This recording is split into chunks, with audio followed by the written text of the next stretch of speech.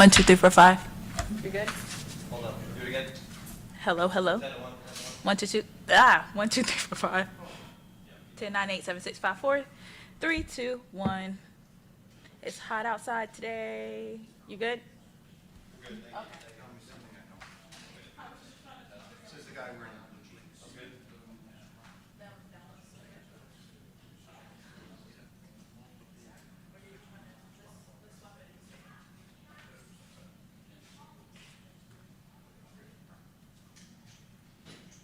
Anybody missing anybody? Waiting on anybody?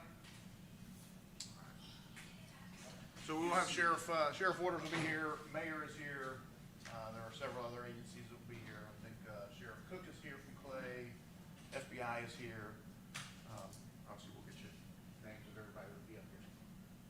Once we get going and we get finished, we do ask you to keep it on topic. During the news conference, if you got something else you'd like to talk to me about, let me know. We'll see if we can get you a couple minutes afterwards. Just not sure if that's gonna happen tonight, but we'll try and work on it. All right, thank you very much. So Sheriff took a few hours ago to touch your trust, which is nice to yak on something. Right. She is here, as long as she stays. Is this starting straight at 6:30 or will we go left? He told me 6:30. Yes, sir. We were at 6:29. They figured we got, so we might be a couple minutes. Shoot. Okay. Got it, Mark.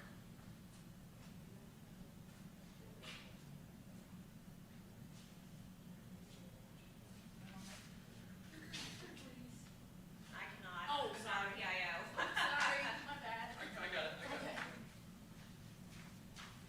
I would if I could. I'm sorry, I was. No, no, it's fine. Mic check, 1, 2, 3. Pretty good? Oh, really? Check, 1, 2, 3. Check, mic check, 1, 2.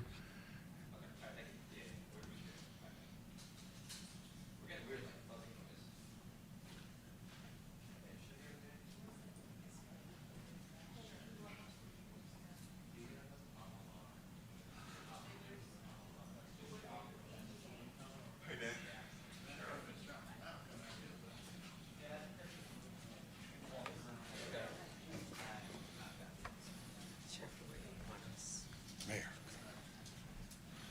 Then you guys. Where's Sherry? Did she get down here yet?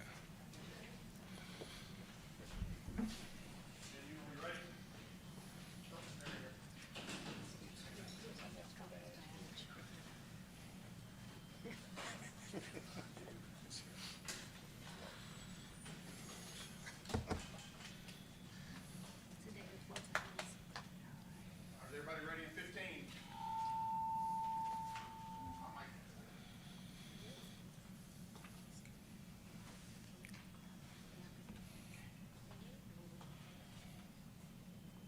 Five seconds. Go ahead, Sheriff. Thank you. So thank you all for joining us this evening. Tonight I stand side by side with our law enforcement partners, our mayor, city leaders, to share the heartbreaking news that Jacksonville has suffered the loss of 3 precious lives at the hands of an active shooter. This afternoon, a little after 1 p.m., an individual we have not yet officially identified entered a Dollar Tree in the Newtown area of Jacksonville, outfitted with a tactical vest, armed with an AR-style rifle, and a handgun. Then the shooter killed 3 people before turning the gun on himself, taking his own life. Other than the 3 individuals killed and the shooter himself, there are no additional people who suffered gunshot wounds. We are not identifying the deceased victims at this time, but I can tell you that there are 2 male victims and 1 female victim. All of the deceased victims are black. Multiple units from the Jacksonville Sheriff's Office responded to this active shooter scene, as did members of Jacksonville Fire Rescue, our mayor, and city leaders. We are still in the very early stages of this investigation, so there's a lot of information that we don't know at this time. I will share with you the information that I have been able to verify. The shooter was believed to have resided in Clay County with his parents. He was involved in a 2016 domestic call in Clay County with no arrest. In 2017, he did have a Baker Act. We know that at 11:39 a.m. today, Sheriff Cook gave us information that he left Clay County, headed to Jacksonville.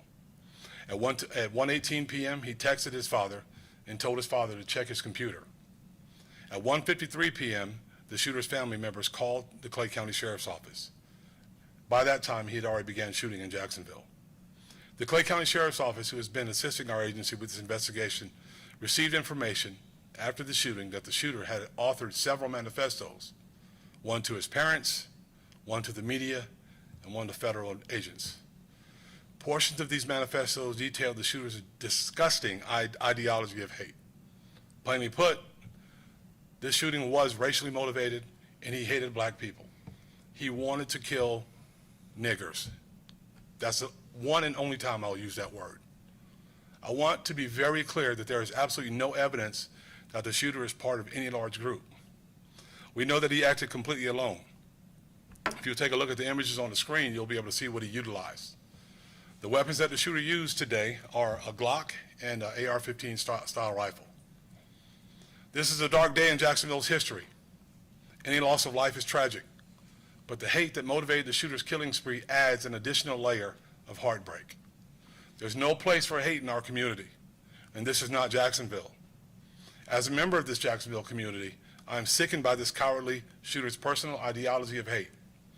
Homicide detectives are actively investigating this tragedy, and despite the fact that the shooter is dead, they will continue to investigate this until we have a complete understanding of what happened and even why he did it. Our Jacksonville community collectively cries tonight. To the victims and victims' families, our thoughts and prayers are with you now and will remain with you. Please know that in the face of this tragedy, this agency and our city stands with you. We stand united and resolved in our commitment to accountability. We stand united with each other. Those who have personally suffered loss and those who have been touched by this tragedy, we are with you. We stand united and resolved against all forms of hate. And at this time, I'll take any questions that I can. Sheriff Waters, does the Sheriff's Office consider this a mass shooting, and why or why not? Yes, it's a mass shooting, it's an active shooting, whatever you want to label it. It's a shooting that should not have happened under any circumstances. I don't think names of the shooting really matter. What matters is 3 people lost their life today. Sheriff, there are reports that the suspect may have been seen on Edward Warren University at first and then made his way down the road. Can you confirm that? Was the plan to maybe start to go there? I can't tell you what his mindset was while he was there, but he did go there, and he did put his vest on and a mask on, and then went directly to Dollar General. Sheriff, did Edward Waters University catch the incident on camera, on their cameras? That's still part of our investigative process. How does the community, the sheriff's office, everyone that you see side by side, how do you go about healing that process to know that those type of ideologies still exist today? And you said it's not Jacksonville, but I mean, obviously, if there's affiliation there with Clay in the metro area, there's still people who have those thoughts. Well, you see us standing here together, right? So none of that, that's an outlier. That doesn't represent who we are as a city and who we are as a people, right? Our mayor's here, our political leaders from all over the city are here, and it shows where we stand and how we believe as a community. You know, politics aside, none of that matters. What matters is who we are as a community. We stand together as a community. We live together as a community. We fight together as a community. And when someone comes into our city and does this, we're not going to stand for it, and we don't accept it. So we're always going to fight against it. Mayor, you were out at the scene. Your thoughts about this as you stood among the community? I'm gonna take this off, Sheriff, because they're not gonna see me behind there. I'm sorry, Dan. You were out at the scene. Your thoughts about how the community is dealing with this, your reaction to what has hit this community again? Well, I'm heartbroken, obviously. This is a community that has suffered again and again. So many times, this is where we end up. And there were so many people out today, obviously grieving, upset. It's just something that should not and must not continue to happen in our community. It's too often the same folks. And this type of hate, you know, this type of, you see the swastikas on the gun, we must do everything that we can. We must do everything that we can to dissuade this type of hate. And so, I can't even begin to tell you how frustrating this is for all of us, because we've seen it too much. We've seen it too much. And this, as you know, was the anniversary of when we had the shooting at the landing, and I believe that was also indicated in the manifesto that he was aware of that, and perhaps chose this date in alignment with that. So there's a lot here, but as the sheriff said, this was a hate-filled crime, and we just shouldn't have that kind of hate in Jacksonville. Does anyone know what the Baker Act was about back in 2017? So that's still under investigation also. And before we go any further, I want to give Sherry Onks, the SAC for our local FBI, an opportunity to address you all about a few things. Sherry. Thank you, Sheriff Waters. First, on behalf of the entire FBI, I want to express my deepest sympathies to the loved ones of those innocent souls that we lost in today's attack. No life should ever be lost to this kind of violence, and our thoughts are with the families tonight after this tragic event.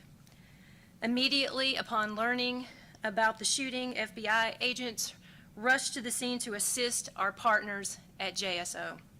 As we speak, members of our evidence response team and our investigative specialists continue to work alongside JSO to ensure every FBI resource is brought to bear to aid in this investigation. I have committed to Sheriff Waters that our assistance will continue for as long as necessary. In addition, FBI Jacksonville is coordinating with the Civil Rights Division of the Department of Justice and the U.S. Attorney's Office for the Middle District of Florida. We have opened a federal civil rights investigation, and we will pursue this incident as a hate crime. Hate crimes are always and will always remain a top priority for the FBI because they are not only attack on a victim, they are also meant to threaten and intimidate an entire community. Everyone has a right to feel safe in their communities and in their homes, and I assure you, the FBI will bring every resource we have to bear to bring justice to the families of those innocent lives we lost today. Thank you. I'll turn it back over to Sheriff Waters. Sheriff Merritt, you also mentioned that swastikas were found on the gun. I saw the pictures of the gun. Yeah. Yeah. Did he own both those guns, or were those parents' guns? No, they were not his, those were not his parents' guns.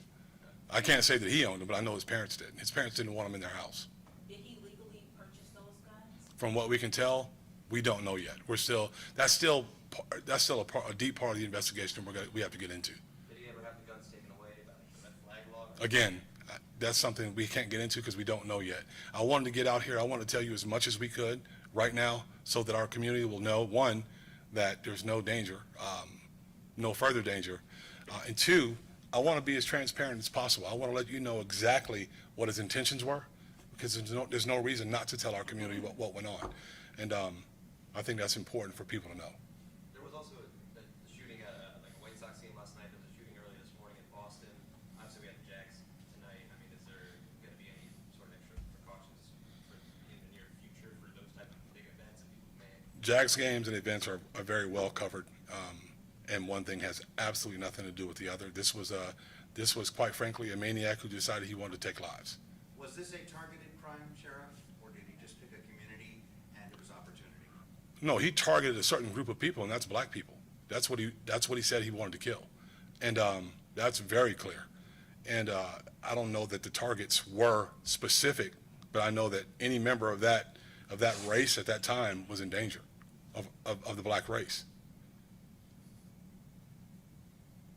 Any other questions? Sheriff Waters, I was going to ask, is there any reason why your office is not identifying him yet? Can you clarify why not? Yeah, I'd love to identify him, but we're not identifying him because we don't have a positive identification. It's very important for us as an agency to make sure that we have an official positive ID. When a person is deceased in Jacksonville, that body is in the custody of the medical examiner's office. So we have to wait until we can make a positive ID. Once we do that, then I'll tell you exactly who he is. Jumping off that real quick, is there, I mean, can you give it like an age range? Living with parents? Early 20s. White male. Thanks, Sheriff. Thank you. One more question, was it Dollar Tree or Dollar General? Dollar General. Okay. Dollar Sorry, General. I know a Dollar Tree was in there once, I just wanted to clarify. Dollar General. All right, thank you.